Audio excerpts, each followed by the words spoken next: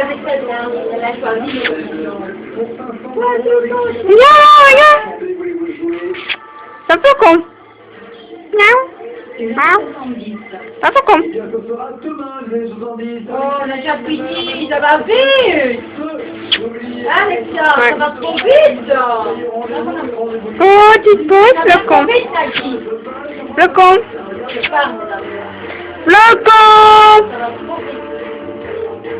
Ça continue encore. Petit biloute. Ça continue encore. Le con. Miaou.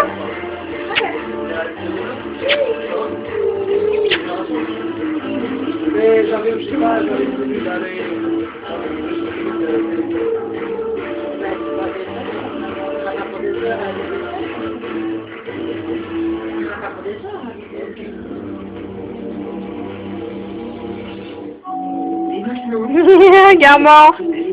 Regarde-le. Regarde comme c'est le con. N'oubliez pas les paroles sur France 2, 1851, Grand Arabistan, le local Le Cours. Une dizaine de personnes sont mortes de froid, les centres d'accueil pour sans-abri sont débordés. Le con. En Grande-Bretagne, les températures explosent tous les scores jusqu'à moins 20 degrés en Écosse. Ah, bah rien. Putain, moins 20 degrés en Écosse. Avec un bon manteau et un peu d'imagination, on peut trouver son compte. J'arrive à prendre la télé avec mon GSM. Continue à parler du temps, Jean-Charles Aubois, la première question. Il faut... Ah, demain je passerai à la télé. Et sur ça. Mais arrête, demain je passerai sur ça. C'est tout à fait facile à expliquer. C'est l'effet éolien, c'est le ressenti en fait sur la peau.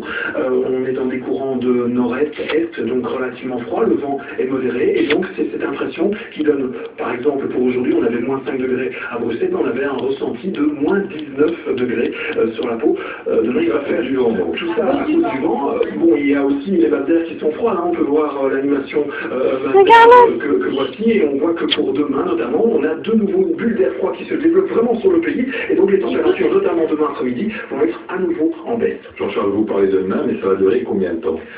On parle peut-être déjà de cette nuit. Demain matin, on peut diviser grosso modo le pays en trois, avec en Ardennes jusqu'à 7 cm. Pour l'est du pays, ce sera la partie du pays qui sera le plus touchée, jusqu'à 13 cm de neige pour demain matin. Et puis sur le reste du pays, ce sera entre 3 et 6 cm. Rassurez-vous, pour le week-end, les températures... Ici à Liège, moi je serai à Bruxelles, j'aurai que 3 cm. Oui, d'ici là, dans quelques instants, je vous disais, la situation est bloquée sur la route, près de 500 km de bouchons, et on va refaire d'ici quelques instants un point en direct avec Laurence Brix, qui se trouve à l'entrée de la E411, là où c'est très très compliqué pour l'instant. Ce matin, le 411,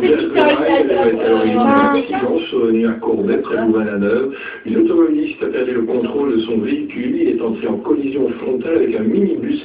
Celui-ci était heureusement vide, mais la conductrice de la voiture a décédé. La Nationale 4 a dû être fermée pendant plusieurs heures et n'en est de chance. Au chapitre politique, le climat, lui, semble plus positif autour des discussions institutionnelles. Entre autres, Elodie Roupeau et Barbara Wever se sont retrouvés autour de Johan van de la Notte. Oh vas-y, viens demain. Pour plus d'autonomie fiscale. Reportage, Jonathan. Oh, on va bien s'amuser demain. Ensemble, jour, c'est quasiment la seule image des deux hommes ensemble. De Wever Ah ouais, bon. condamnés. On va bien s'amuser demain, nous. Alors le PS est prêt à faire un geste vers une grande autonomie fiscale des régions. C'est clair que le montant que Oui, ça vous plaît. va dépendre de la formule qui sera utilisée. En d'autres termes, il faut que le mécanisme qui sera mis en place pour 10 ou 20 ans permette plus d'autonomie fiscale, mais ne vienne pas interférer. Il ne faut pas que les régions viennent interférer dans le travail, dans les capacités fiscales du fédéral.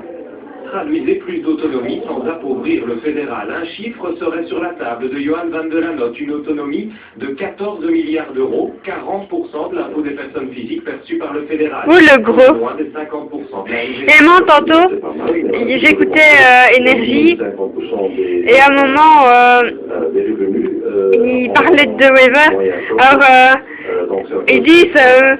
oui, moi je me mets jamais au premier rang parce que j'ai peur qu'il y ait un bouton de barre de Wever, il pète et que je me le ramasse dans la gueule.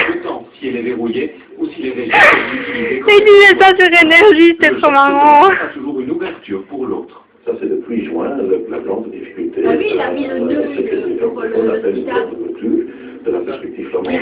C'était la journée nationale du sida aujourd'hui. Les deux hommes ont pu en parler de soir avec Johan Van de la Notte. Ils se sont vus au Sénat cet après-midi. Rien n'a filtré. Après leur Moi sur mon plumier, j'ai le ruban blanc des femmes battues. Sur place, la situation économique peut inquiéter. La hausse des taux d'intérêt pourrait poser des problèmes dans la gestion de la dette publique. J'ai une accident d'odeur. Étienne de Calataille est perplexe en lisant le journal. La situation politique se plie dans Là, t'as dit boum.